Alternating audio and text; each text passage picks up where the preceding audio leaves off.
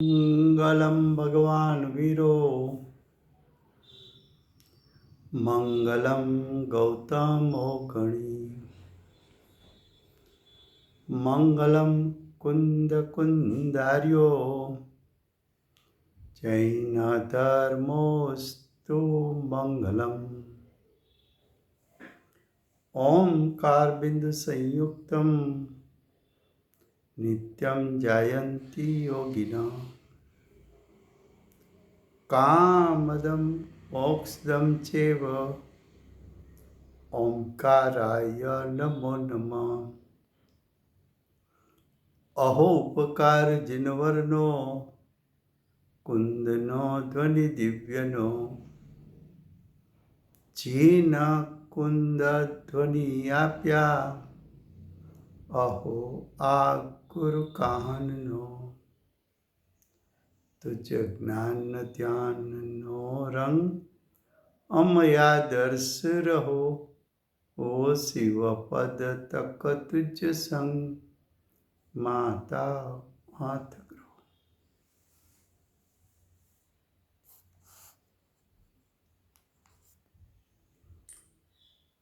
ये समयसार नाम का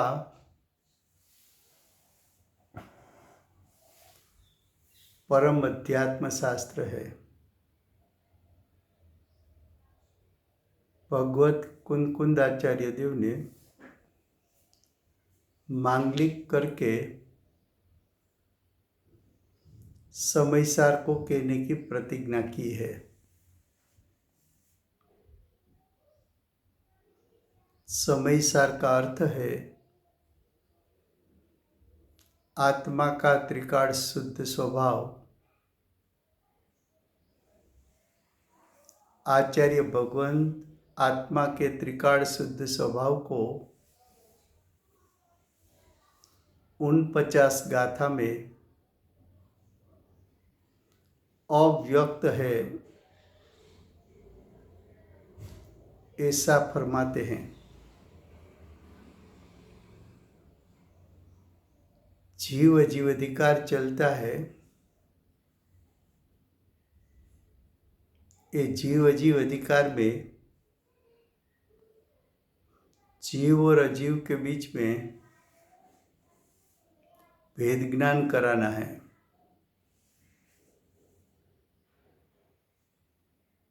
गाथा 49 चल रही है, उसमें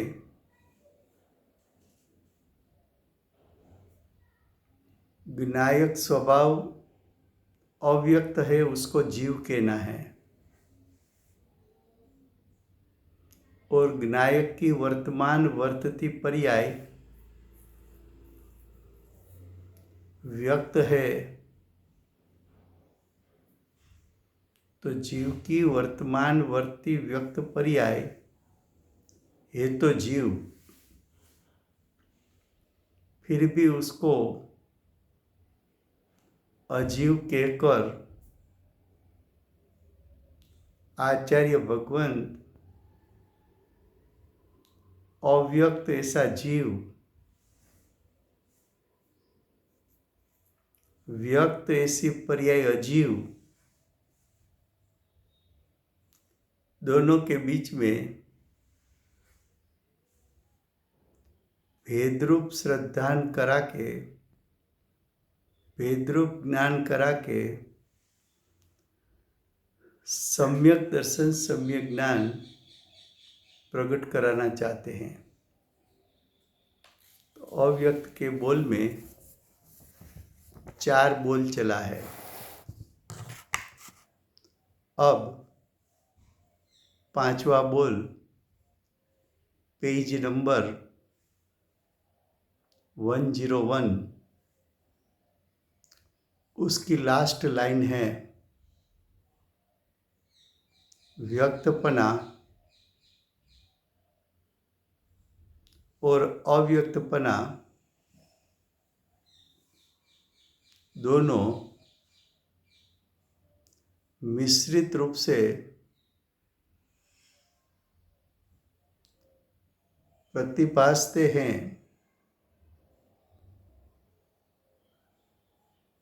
फिर भी वो व्यक्तपना को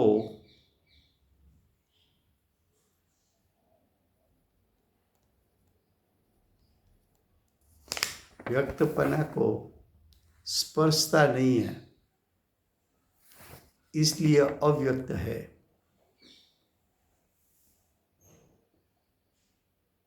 फिर से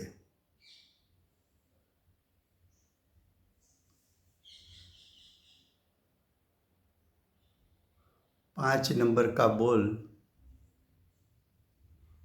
प्रथम उसका शब्दार्थ करते हैं।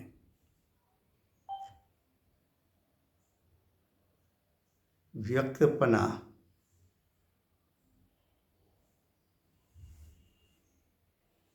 तो व्यक्तपना किसको कहना है?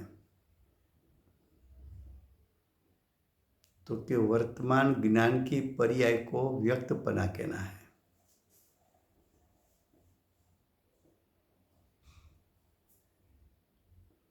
वर्तमान ज्ञान की पर्याय उसको व्यक्तपना कहना है। अव्यक्तपना किसको कहना है? आत्मा के द्रव्य स्वभाव, ध्रुव स्वभाव को।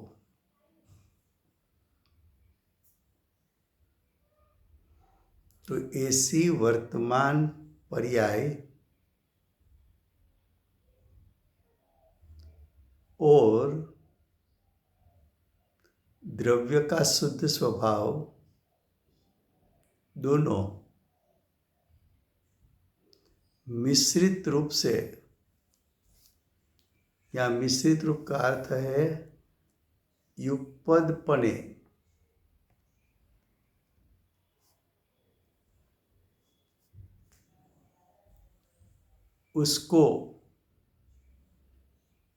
उसको यानी वर्तमान ज्ञान की पर्याय को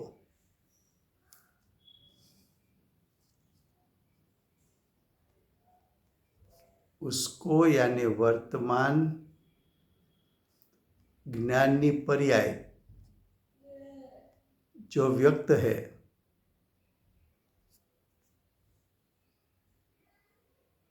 तो वर्तमान ज्ञान की पर्याय में प्रतिभासता, ज्ञान की पर्याय में प्रतिभास का अर्थ क्या? तो कि ज्ञान की पर्याय में जनाना। ज्ञान की पर्याय स्वपर प्रकाशक है।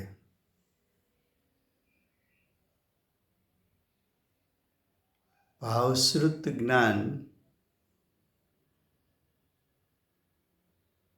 युगपद ज्ञान और स्वपर प्रकाशक।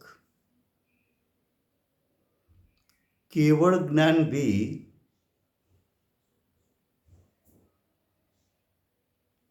युगपद ज्ञान और स्वपर प्रकाशक ज्ञान की जो पर्याय है,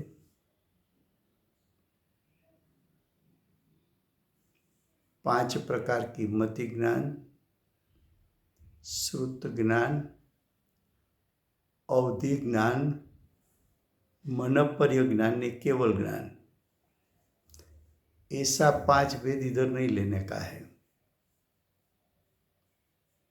यहाँ भेद ऐसा लेना है, यहाँ ज्ञान की पर्याय का 3 भेद बताना है। 3 भेद कैसे होंगे? तो कि ज्ञान की पर्याय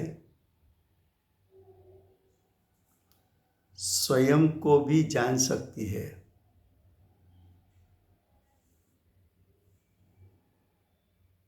तो ज्ञान की पर्याय ज्ञान के पर्याय को जान सके, ऐसा एक ज्ञान।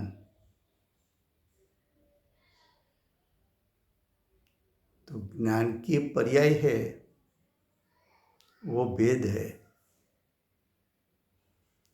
भेद को व्यवहार कहा है। तो वर्तमान ज्ञान की पर्याय, ज्ञान की पर्याय को जाने उसको व्यवहार ज्ञान कहा।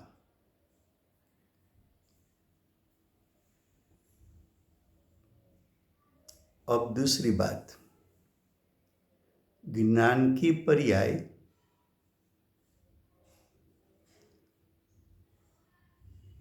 ज्ञायक को जाने,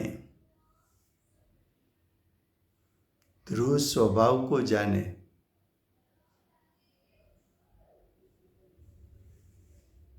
तो उसको निश्चय ज्ञान कहते हैं।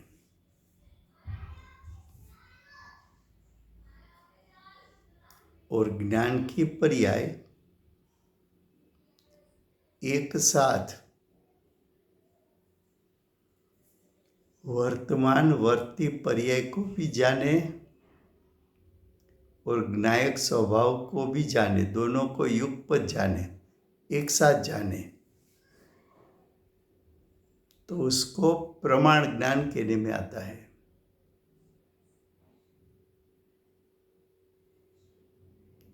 तो ज्ञान के पर्याय का 3 भेद बताया।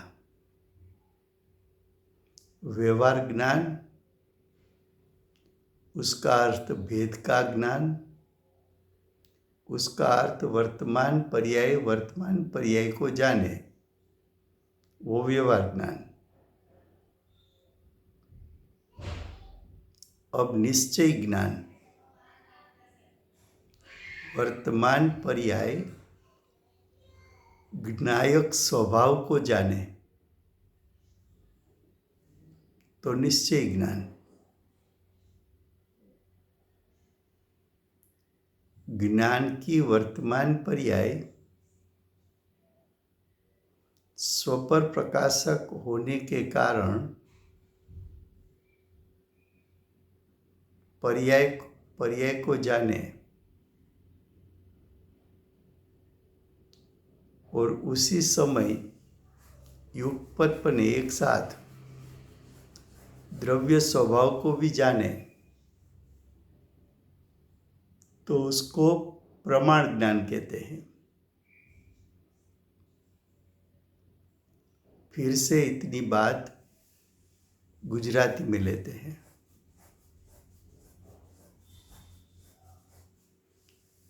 અવ્યક્તના બોલ ચાલે છે। ગાથા 49 એની ટીકા ચાલે છે। પેજ નંબર 101 છે। બોલ નંબર 5 છે।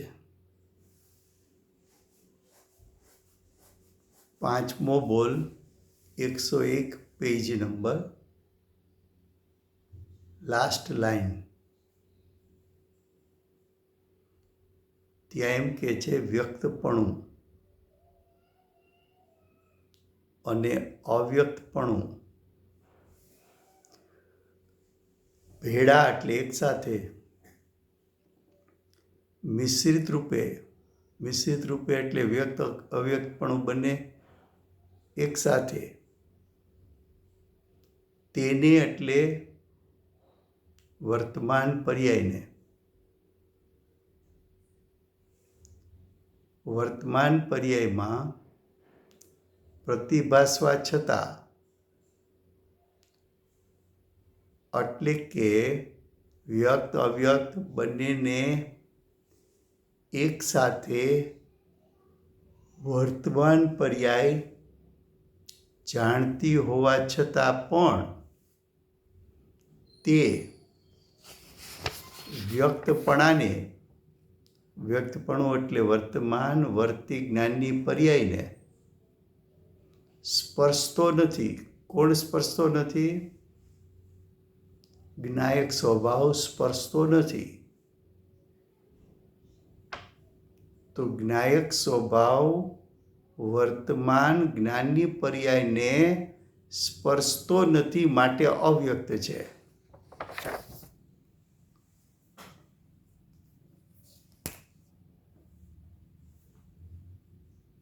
આ બોલને સમજવા માટે પહેલા એની ભૂમિકા,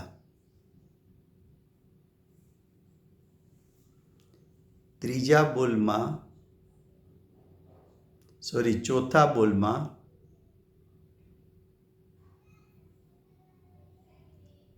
વર્તમાન પર્યાય લીધી હતી. પાંચમા બોલમાં વર્તમાન પર્યાય તો લીધી, પણ કઈ પર્યાય લીધી? તો જ્ઞાનની પર્યાય. વર્તમાન પર્યાય જાણનારી પર્યાય. જ્ઞાન સ્વભાવથી કેવું છે? તો કે જ્ઞાન સ્વભાવથી સ્વપર પ્રકાશક છે. અહીંયા સ્વપર પ્રકાશકપણું કઈ રીતે લેવું? તો કે વર્તમાન પર્યાય પોતે પોતાને જાણે એ સ્વપણું, અને પોતાના દ્રવ્ય સ્વભાવને જાણે એ પરપણું.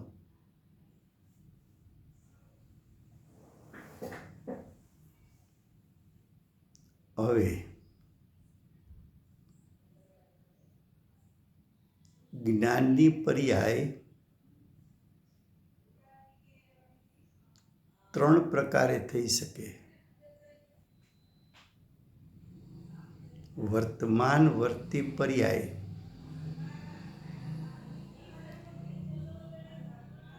એનો ઝુકાવ જાણતા સમયે વર્તમાન પર્યાય પ્રત્યે હોય તો વર્તમાન પર્યાય છે એક ભેદ છે. ભેદ છે તે વ્યવહાર છે. વર્તમાન જ્ઞાનની પર્યાય પોતે પોતાને જાણે તો એને વ્યવહાર જ્ઞાન કહેવાય.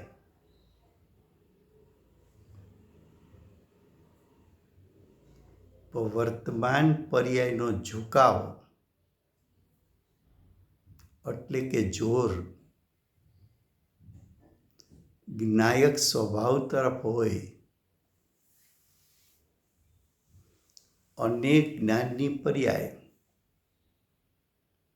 જ્ઞાયકને જાણે તો એને નિશ્ચય જ્ઞાન કહેવાય.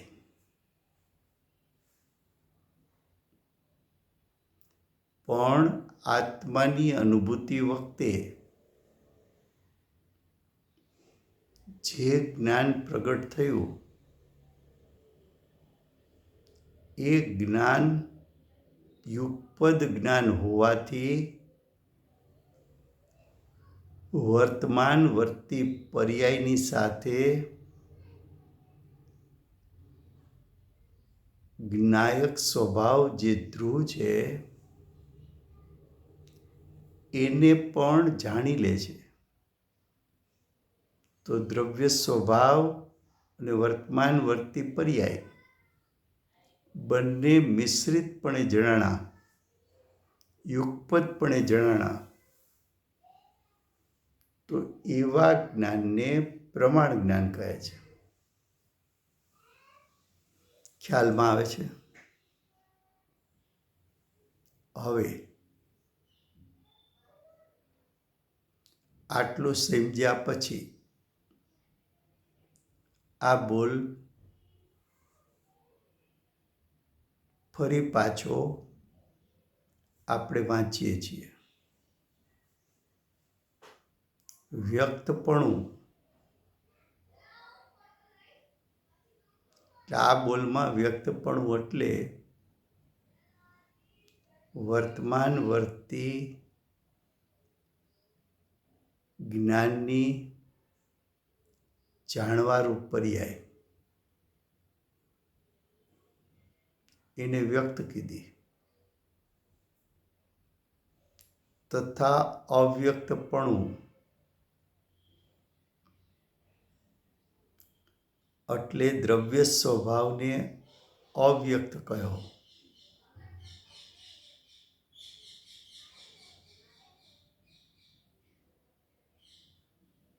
અવ્યક્ત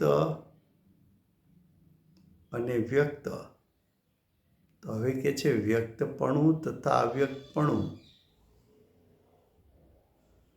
ભેગા એટલે મિશ્રિતપણે,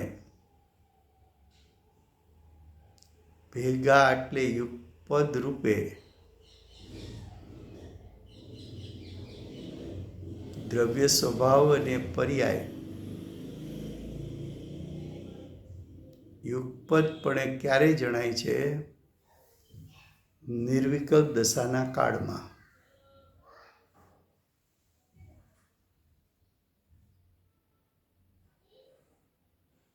તો નિર્વિકલ્પ દશામાં થયેલું જ્ઞાન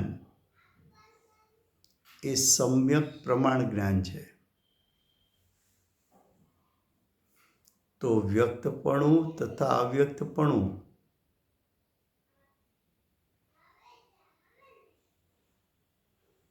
બંનેને યુગપદપણે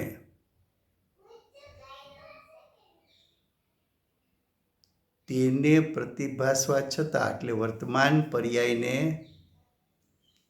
જણાતું હોવા છતાં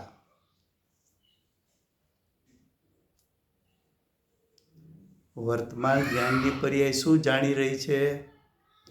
વ્યક્ત અવ્યક્તપણું બંને એક સાથે જાણી રહી છે. આવું જાણપણું હોવા છતાં તે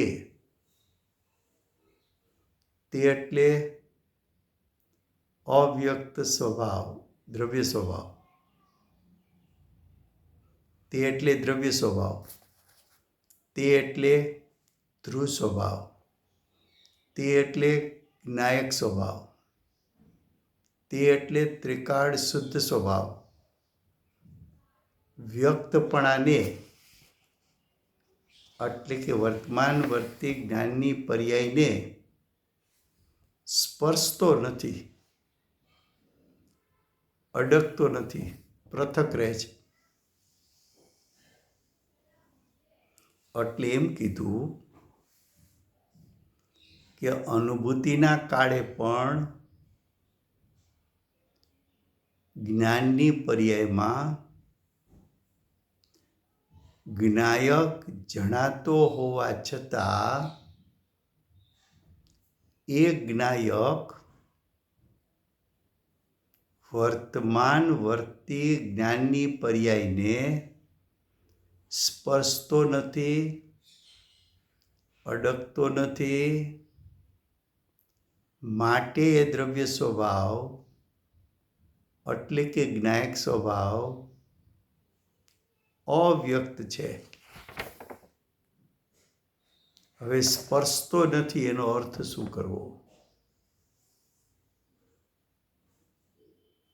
કોઈને એવો પ્રશ્ન થાય કે વર્તમાન પર્યાય તો આત્મામાં અભેદ છે,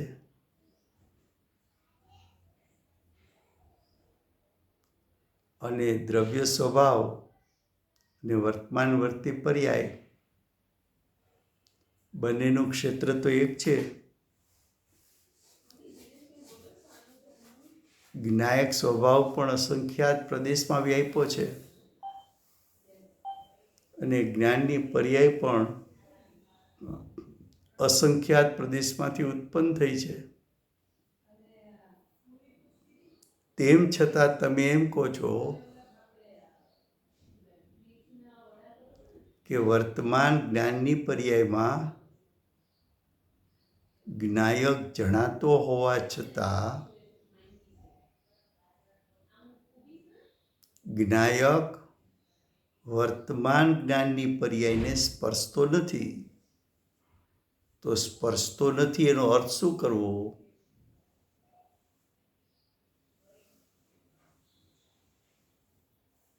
શાંતિથી સાંભળવા જેવું છે.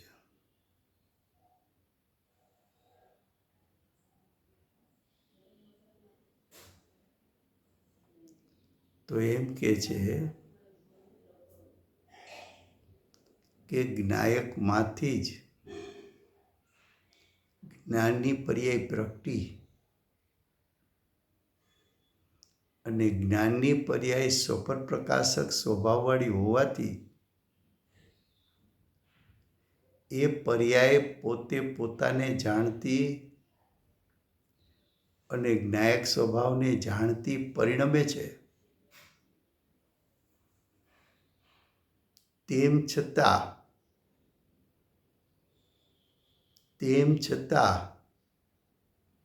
જ્ઞાયક સ્વભાવ વર્તમાન વર્તતી જ્ઞાનની પર્યાયને સ્પર્શતો નથી. એનો અર્થ એમ કે વર્તમાન પર્યાય સ્વરૂપે છે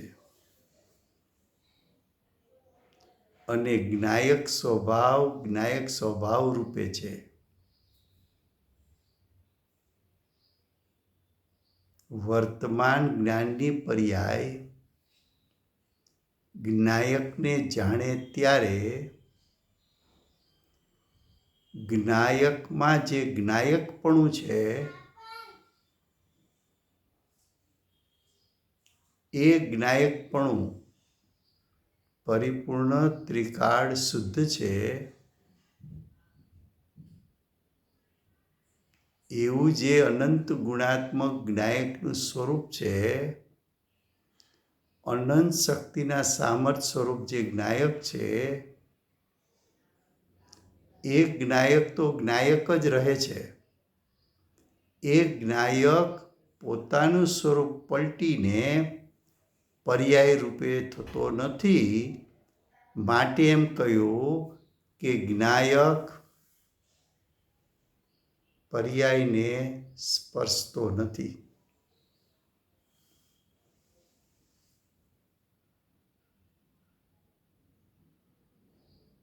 ફરીવાર વર્તમાન વર્તતી જ્ઞાનની પર્યાય આવી જ્ઞાયકમાંથી, પણ એ છે પર્યાય, છે ક્ષણિક, છે અનિત્ય, છે ઉત્પાદવીવાળી, છે સ્વપર પ્રકાશક.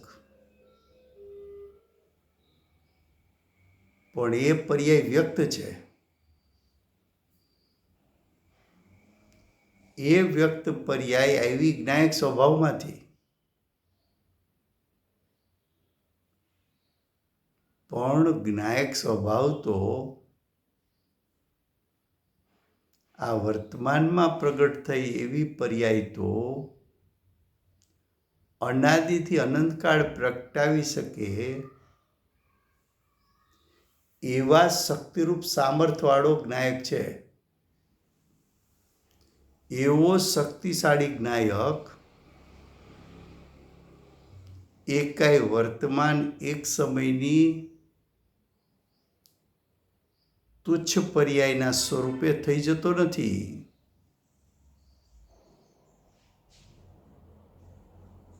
જો જ્ઞાયક એક સમયની પર્યાય સ્વરૂપે થઈ જાય તો જ્ઞાયક ક્ષણિક થઈ ગયો, અનિત્ય થઈ ગયો, નાશવંત થઈ ગયો, જન્મ મરણવાળો થઈ ગયો.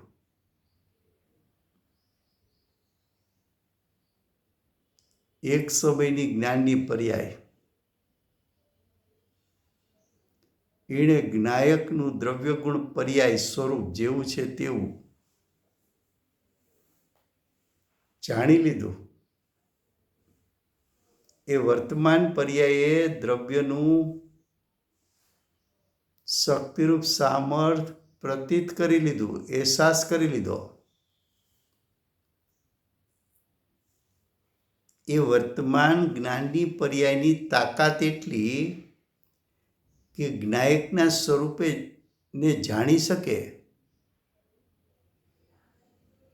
પણ જ્ઞાયકનું સ્વરૂપ વર્તમાન પર્યાયમાં જણાય પણ જ્ઞાયકનું સ્વરૂપ વર્તમાન પર્યાય સ્વરૂપે થઈ ન જાય.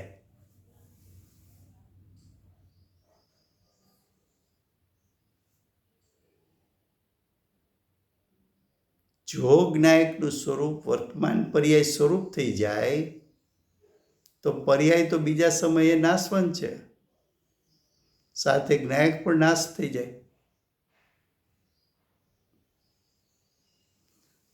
તો જ્ઞાયકનું સ્વરૂપ, એનું સામર્થ્ય જ્ઞાનની વર્તમાન પર્યાય જાણી શકે,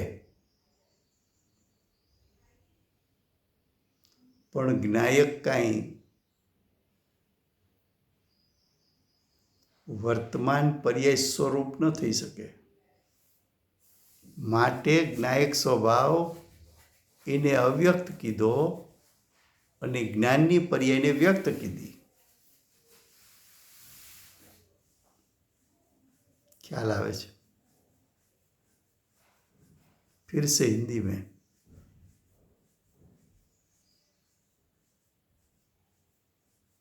तो विषय जब चलता है तभी समझ लेना चाहिए, बाद में फिर से ये विषय आएगा नहीं.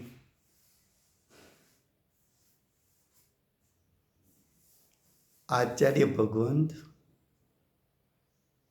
तुझे अव्यक्त का स्वरूप दिखाना चाहते हैं.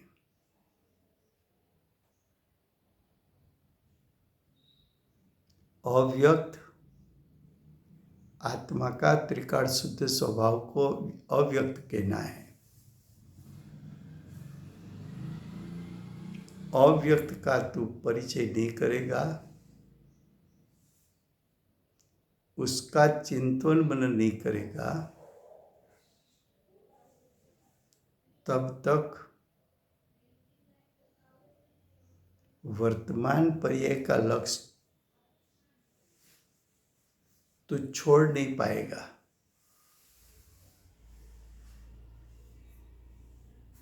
मुझे ज्ञान की पर्याय में एक 5 इंद्रिय और उसका विषय जानने में आया. वहां से उदासीन होकर 10 प्रकार के परिग्रह को जाना. वहां से उदासीन होकर 5 इंद्रिय, शरीर, द्रव्य, मन, उसको जाना. वहां से उदासीन होकर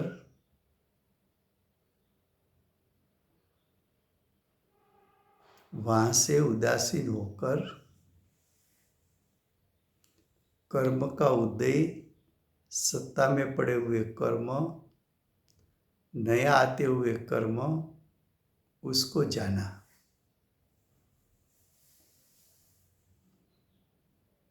फिर उसके प्रति उदासीन होकर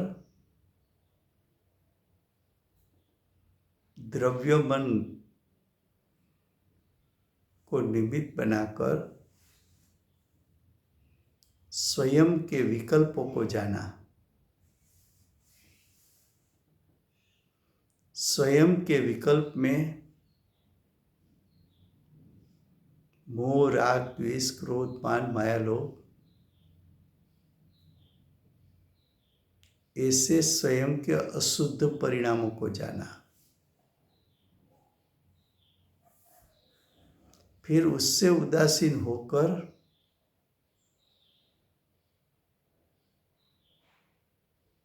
ज्ञान को निर्मल करके, ज्ञान को एकाग्र करके, ज्ञान को तीक्ष्ण करके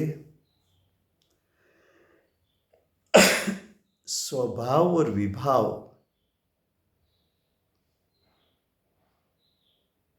दोनों को जानकर दोनों के बीच में भेदरूप ज्ञान करके विभावों से उदासीन होकर स्वभाव की महिमा करके स्वभाव पर झुकाव करके विनायक स्वभाव को जाना और सम्यक ज्ञान प्रकट किया।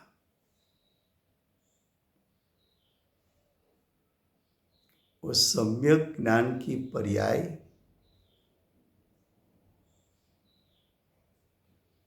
और ज्ञायक स्वभाव दोनों के बीच में महिमा किसकी है? एक समय की ज्ञान की पर्याय, एक समय की सम्यक ज्ञान की पर्याय, एक समय की वो युगपद ज्ञान की पर्याय, एक समय की वो भावश्रुत परिणमित पर्याय, उसकी महिमा है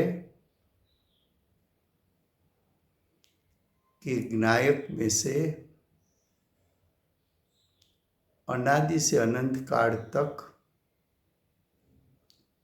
पर्याय निकल सके ऐसे शक्तिरूप सामर्थ्य वाला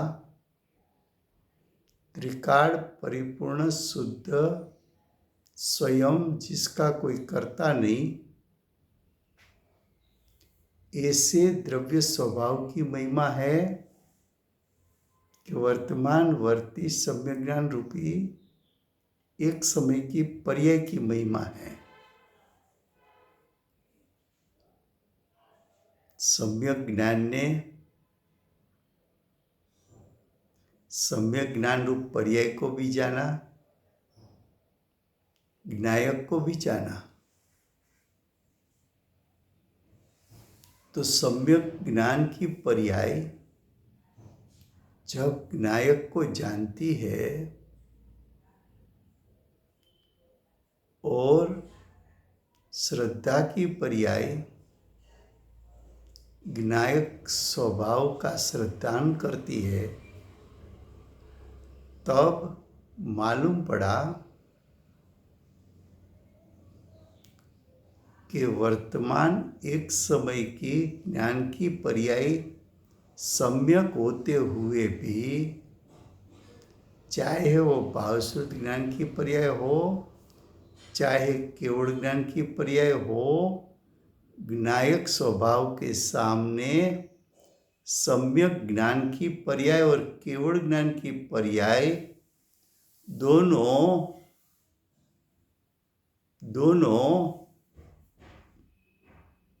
उसके सामने तुच्छ है, गौण करने जैसी है। सम्यक ज्ञान की पर्याय से,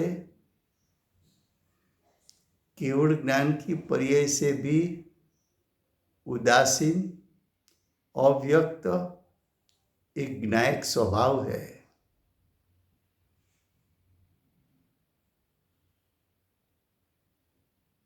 वो ज्ञायक स्वभाव तीनों काल ज्ञायक स्वभाव स्वरूप ही रहता है। वो ज्ञायक स्वभाव को जानने वाली वर्तमान पर्याय, वो वर्तमान पर्याय का स्वरूप वर्तमान पर्याय स्वरूप रहेगा और ज्ञायक का स्वरूप तीनों काल ज्ञायक ही रहेगा। ऐसा ज्ञायक स्वरूप तेरा शुद्धात्मा है, वो एक समय की ज्ञान की पर्याय स्वरूप हो नहीं सकता, इसलिए अव्यक्त है।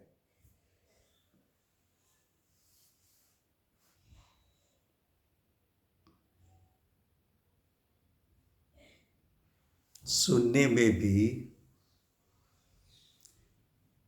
एकाग्रता रखना मुश्किल हो जाता है।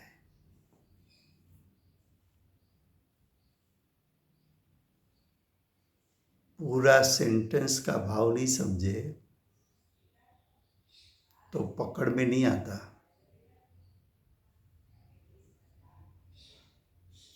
जो शुद्ध सोना है, चाहे उसमें से डिजाइन बिगड़ जाए तो भी सोना तो सोना ही रहता है, और चाहे अच्छा डिजाइन बन जाए फिर भी सोना तो सोना ही रहता है।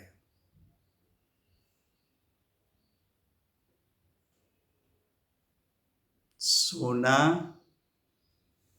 और सोना की पर्याय।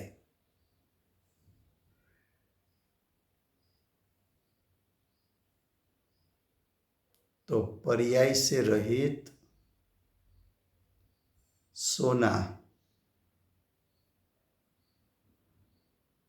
तो पर्याय से रहित सोना किसकी दृष्टि में आता है?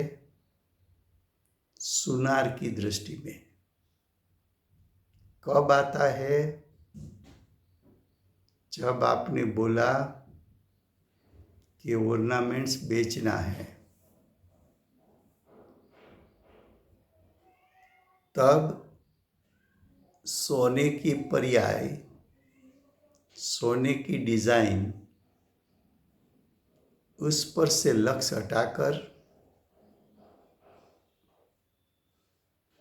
वही डिजाइन में पड़ा हुआ शुद्ध सोना पर दृष्टि ले जाकर इसमें कितना सोना शुद्ध है उसका ज्ञान किया, तब ज्ञान की पर्याय को भी गौण कर दिया,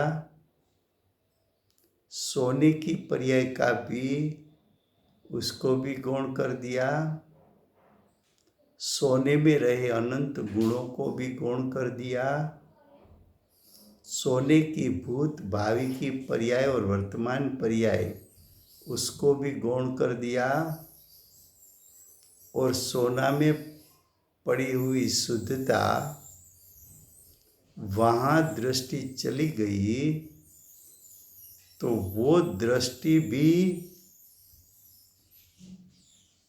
गौण होकर, वो दृष्टि के प्रति भी उदासीन होकर सोना के स्वभाव तक तू पहुंच गया।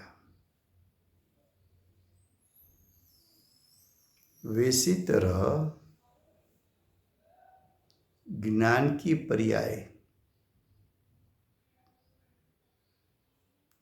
उसमें द्रव्य गुण पर्याय स्वरूप द्रव्य जानने में आता है। द्रव्य अनंत गुणात्मक है, अनंत शक्ति रूप सामर्थ्य वाला है, अनंत स्वभावी है, अनंत लक्षण युक्त है, त्रिकाल है, पूर्ण है, परिपूर्ण शुद्ध है, स्वयं है, उसकी उत्पत्ति करने वाला नहीं है, उसमें गुणभेद नहीं है, उसमें पर्याय भेद नहीं है, उसमें संयोगी भाव नहीं है। ऐसा त्रिकाल शुद्ध स्वरूप आत्मद्रव्य का है। वो द्रव्य में अनंत अनंत गुण है। एक एक गुण में से सादी अनंत काल श्रद्धा गुण में से सम्यक दर्शन की पर्याय प्रगटती रहो। दर्शन गुण में से सादी अनंत काल केवल दर्शन प्रगटता रहो। ज्ञान गुण में से सादी अनंत काल केवल ज्ञान की पर्याय प्रगटती रहो। सुख स्वभाव में से सादी अनंत काल सुख की प्रगटता होती रहो।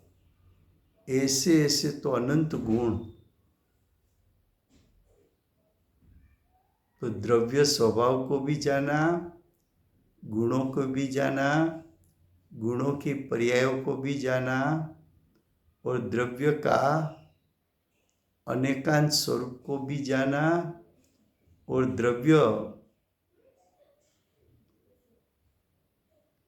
अनंत शक्तिमान है उसको भी जाना, वर्तमान पर्याय को भी जाना, वर्तमान पर्याय की क्षणिकता को भी जाना।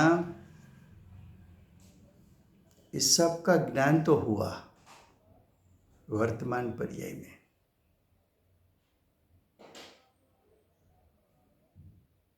लेकिन वर्तमान पर्याय पर्याय है। वर्तमान पर्याय एक समय की रचना है। ऐसी एक समय की वर्तमान पर्याय यानी ज्ञान के परिणाम की रचना, उसमें पूरा द्रव्य का स्वरूप जान लिया। लेकिन तेरी वर्तमान पर्याय द्रव्य का पूर्ण स्वरूप जान सकती है, लेकिन तेरी वर्तमान पर्याय स्वरूप ज्ञायक हो नहीं सकता, और तेरी वर्तमान पर्याय भी ज्ञायक स्वरूप हो नहीं सकती।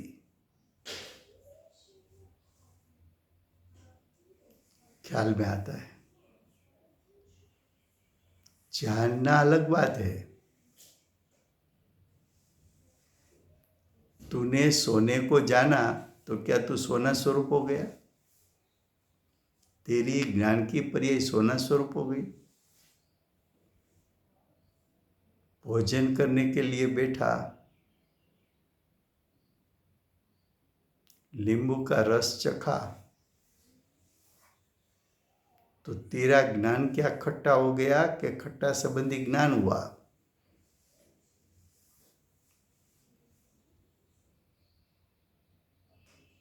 कोई स्पाइसी चीज चख ली तो तेरे ज्ञान ने स्पाइसी का ज्ञान किया कि तेरा ज्ञान स्पाइसी स्वरूप हो गया।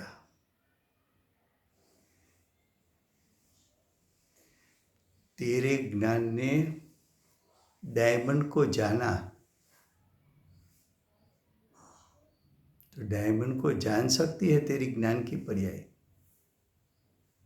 लेकिन डायमंड स्वरूप हो गई तेरी पर्याय? हो नहीं सकती। उसी प्रकार तेरी ज्ञानी की पर्याय ने ज्ञायक को जाना, लेकिन तेरा ज्ञायक ज्ञान की पर्याय स्वरूप हो नहीं सकता। तो ऐसा ज्ञायक जो पर्याय स्वरूप नहीं होता है, ऐसा ज्ञायक वर्तमान ज्ञान की पर्याय स्वरूप नहीं हो सकता है। ऐसी ज्ञान की वर्तमान पर्याय को व्यक्त कहना है, और ज्ञायक स्वभाव को अव्यक्त कहना है।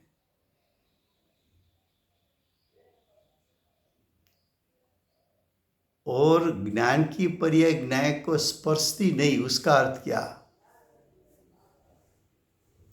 या तो ज्ञायक ज्ञान की पर्याय को स्पर्शता नहीं, उसका अर्थ क्या?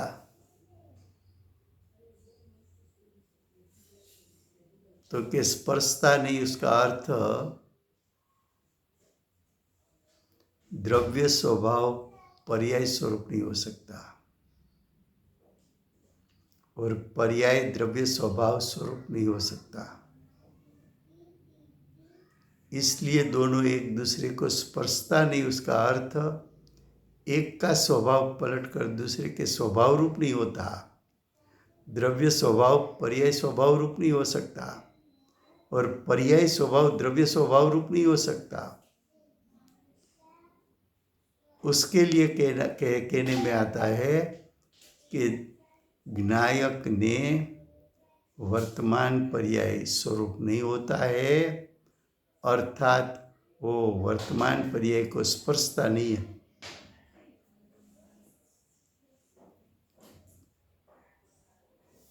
क्या लिखा है? लिखा है कि व्यक्तपना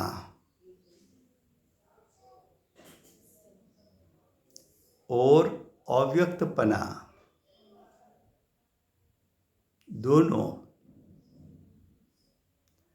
मिश्रित रूप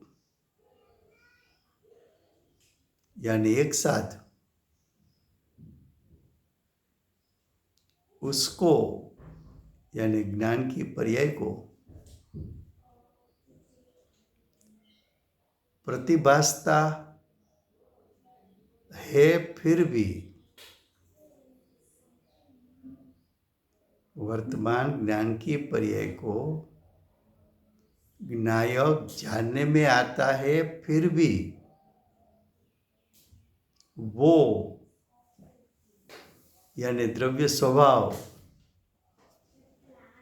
व्यक्तपना को वर्तमान जानने वाली ज्ञान की पर्याय को स्पर्शता नहीं है, यानी द्रव्य स्वभाव वर्तमान ज्ञान की पर्याय स्वरूप होता नहीं। ऐसा तेरा ज्ञायक है। दूसरे द्रव्य को तो स्पर्शता नहीं, लेकिन तेरी ही पर्याय को भी स्पर्शता नहीं। देखो गुरुदेव कहाँ कहाँ बात कैसी कैसी लाए हैं। कुंकुंदाचार्य देव तो साक्षात भगवान की वाणी सुनी। पूज्य गुरुदेव ने साक्षात सुनी और उसका संस्कार यहाँ साथ में लाए। और भगवान ने भी कहा कि कुंकुंदाचार्य देव का मार्ग ये राजकुमार यानी पूज्य गुरुदेव भरत क्षेत्र में त्यागी होकर उसका प्रवर्तन करेगा। तो गुरुदेव ने कुंकुंदाचार्य का मार्ग प्रवृत्त कैसे किया? तो कि कुंकुंदाचार्य देव रचित शास्त्र उसको वाणी के माध्यम से समझाकर और वाणी का जो भाव है उसको आत्मा की अनुभूति के साथ मिलाकर रसबस्ती वाणी पूज्य गुरुदेव ने मुमुक्षुओं को पिला दी कि भाई तू तो ज्ञायक स्वरूप हो।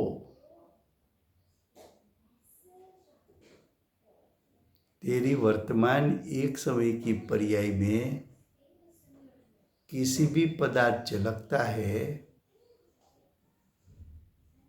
तो उसकी महिमा करने लगता है। ओहो, ये तो 2 कैरेट का डायमंड है, एकदम क्लीन है। ओहो, ये तो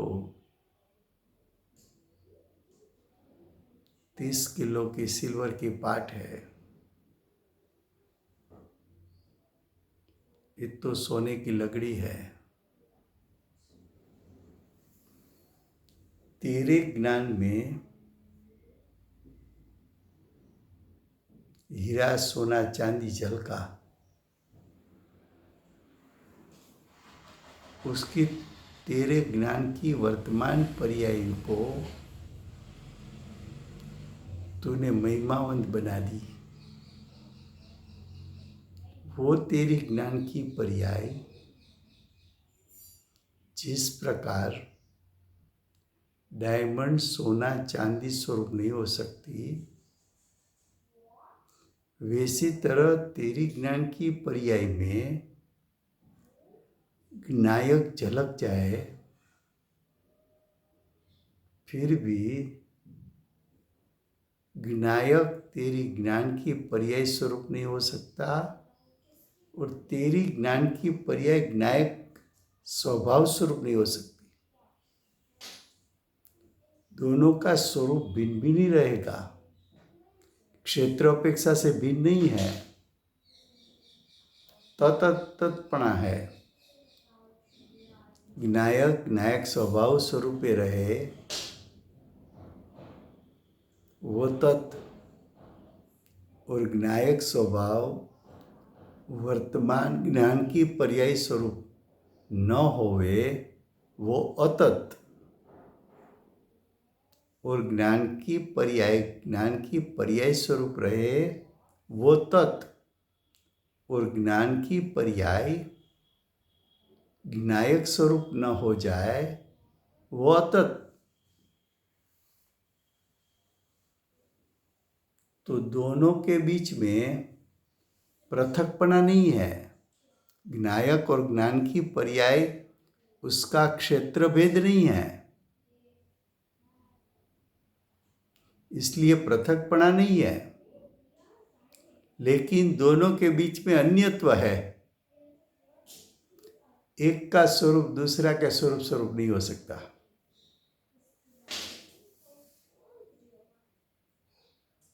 ख्याल में आता है? गुरुदेव ने अजब गजब की बात की है। आचार्य भगवान के हृदय में बैठकर गुरुदेव ये भाव को खोलते हैं। एक वर्तमान वर्ती पर्याय की महत्ता तूने की, उसको मुख्य कर दिया तो ज्ञायक का लक्ष्य छूट जाएगा। वर्तमान वर्ती ज्ञान की पर्याय में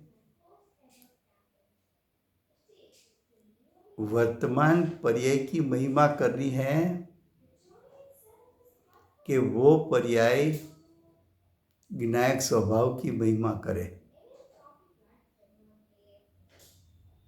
तो कि ज्ञायक स्वभाव की महिमा ज़्यादा है, उसकी महिमा होनी चाहिए।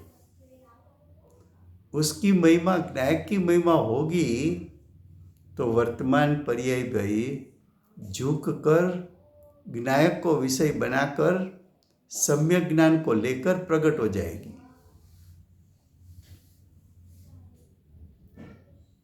ये बात समझाने के लिए आचार्य भगवान ये बोल लिया है।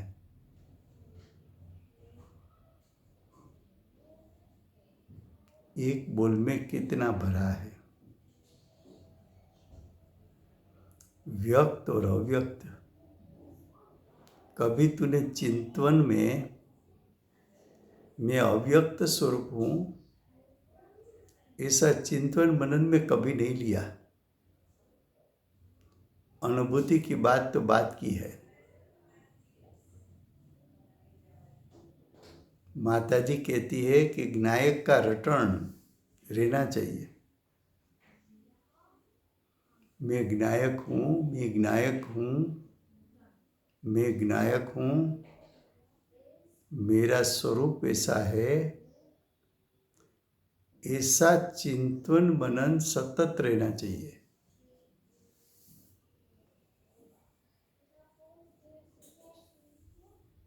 ख्याल में आता है? तो ये हुआ 5वां बोल। 6ठा बोल कल चलेगा, समय हुआ है।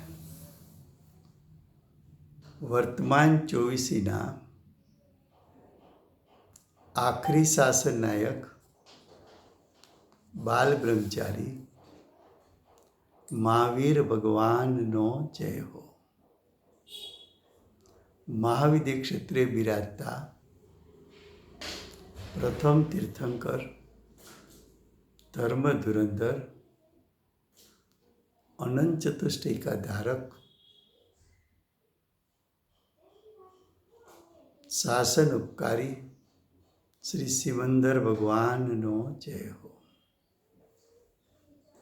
કડીકાળ સર્વજ્ઞ કેવળ જ્ઞાની તળેટીમાં બેઠેલા પ્રમત અપ્રમત ગુણસ્થાનધારી ભગવત શ્રી કુંકુંદાચાર્ય દેવનો જય હો. વ્યક્ત અને અવ્યક્ત વચ્ચે ભેદ જ્ઞાન કરાવનાર, તીર્થના નાયક, તીર્થના સ્થાપક, તીર્થના પ્રવર્તક, પરમ કૃપાળુ શ્રી સદગુરુ દેવનો જય હો.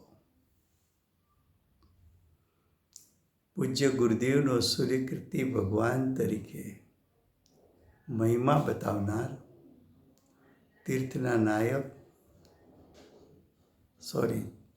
પૂજ્ય ગુરુદેવનો સૂર્યકીર્તિ તીર્થંકર તરીકે મહિમા બતાવનાર, સમ્યક દર્શન વિભૂષિત, જાતિસ્મરણ જ્ઞાન વિભૂષિત પ્રશમમૂર્તિ ભગવતી માતનો જય હો.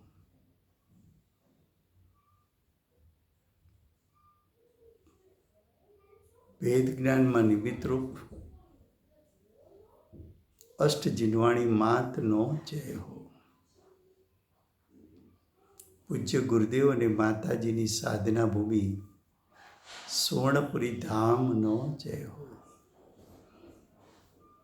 સુવર્ણપુરી ધામમાં પધારનાર જંબુદ્વીપસ્ય સર્વે જીનેન્દ્ર ભગવાનનો જય હો. 24 તીર્થંકર પૂર્વે મોક્ષ જનાર પાઉબલી ભગવાનનો જય હો. વર્તમાન ગુરુ અને ધાતુકી વિદ્ય ક્ષેત્રના ભાવિ તીર્થંકર શ્રી સૂર્યકીર્તિ ભગવાનનો જય હો. સૂર્યકીર્તિ ભગવાનના સમૂહ શરણના મુખ્ય ગણધર દેવેન્દ્ર કીર્તિનાથ ભગવાનનો જય હો. પરમ દિગંબર જૈન ધર્મનો જય હો.